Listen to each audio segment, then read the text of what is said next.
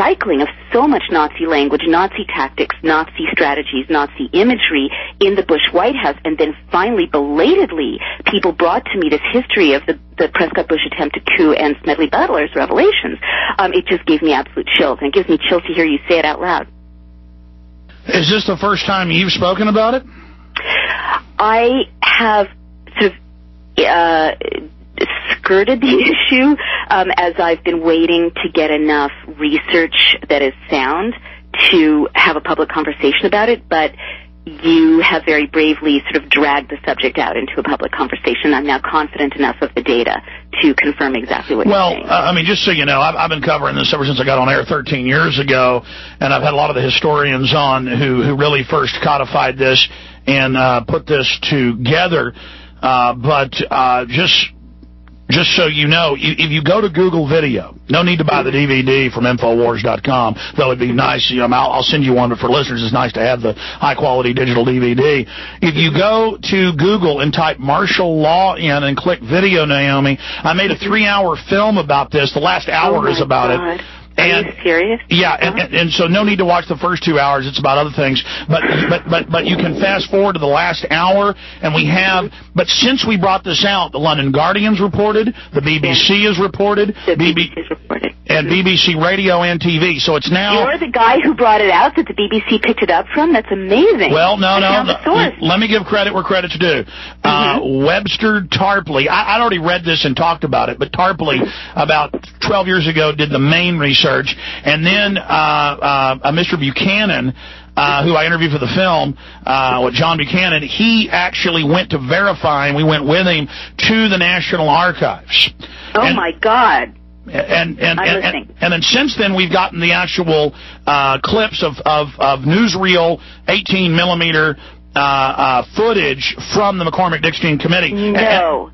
Yes. You're kidding. Yes. Oh, my God. I've got to see this material. Yeah, it's dangerous. We've got to bring this out. I mean, we've got to bring this out. I've got a friend who is standing by to make a viral film about this to get the word out to Americans, because it's one thing to put the pieces together theoretically, as I've done in my book, but when you realize that there is a family history, and again, you can't point fingers at a grandson or a great, grandson and say, the taint of the ancestors on the grandson, but it just... But now he's doing it. It's kind of like saying... Now he's doing it. That's right. And it adds a dimensionality of plausibility to something that is, until you have this kind of personal history confirmation, is circumstantial evidence. Oh, my gosh.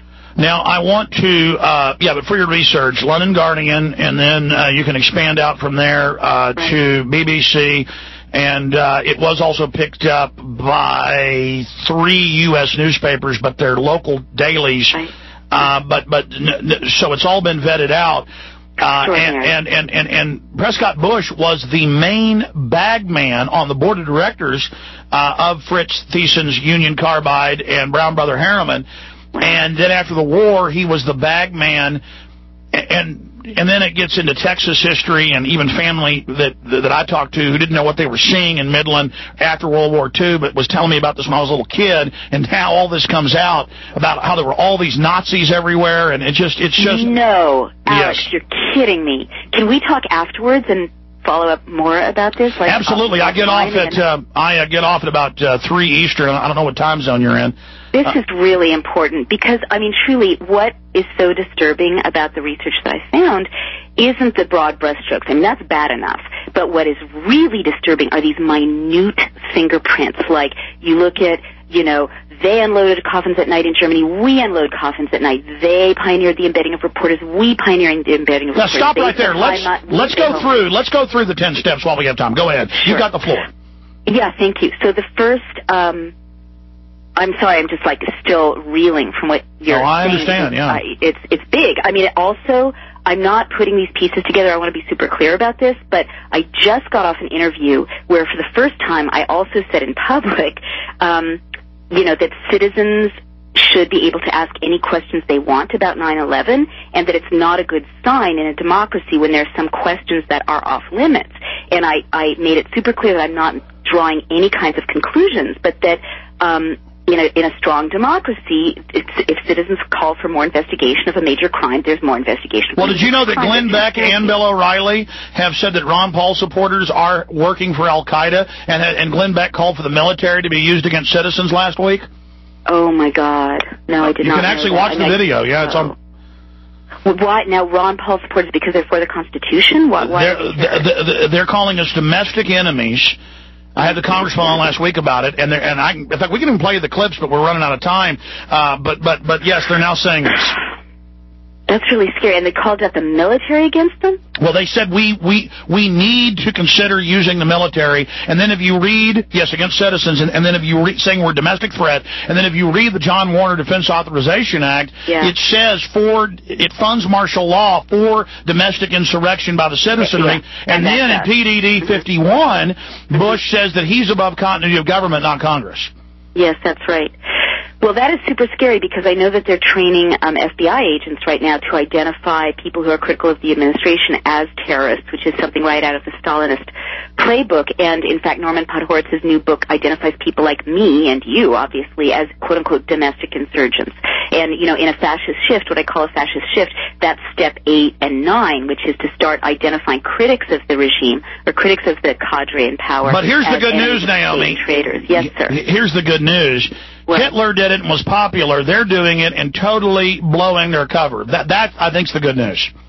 That is good news, but until there was a revolution, like starting yesterday, of American patriots across the political spectrum to investigate, identify these crimes, prosecute, and put these people in jail, because impeachment, the historical record shows, is not safe enough for people who are this kind of I agree. No, this is life and death. Invoke a terrifying internal or external enemy. In 9/11, let's go through the 10 steps. Sure. All would-be dictators, left or right, invoke a terrifying internal and external enemy, often a real one that they will hype and manipulate. The second thing they always do is create a secret prison system that is outside the rule of law. By secret, I mean unaccountable, where torture takes place, and they often create military commissions. There's always a blurring of the line where they start by torturing people seen as at the margins of society, and then inevitably move into directing state abuse against people at the heart of civil society, journalists, editors, opposition leaders, outspoken clergy, and labor leaders. At that point, people start to self-censor. And that's why the enemy combatant thing scares me to death. The president can say, Naomi Wolf, you're an enemy combatant. Joe Blow, you're an enemy combatant. And innocent American citizens, once he says this, can be put in a 10 by 12-foot cell in a Navy brig and kept there in isolation for 3 years. And they're now trying to introduce that idea as a White House talking point we got, that anti-war libertarians, liberals are aiding terrorists and should be banned. Lovely. I mean, this is just predictable. The blueprint is predictable.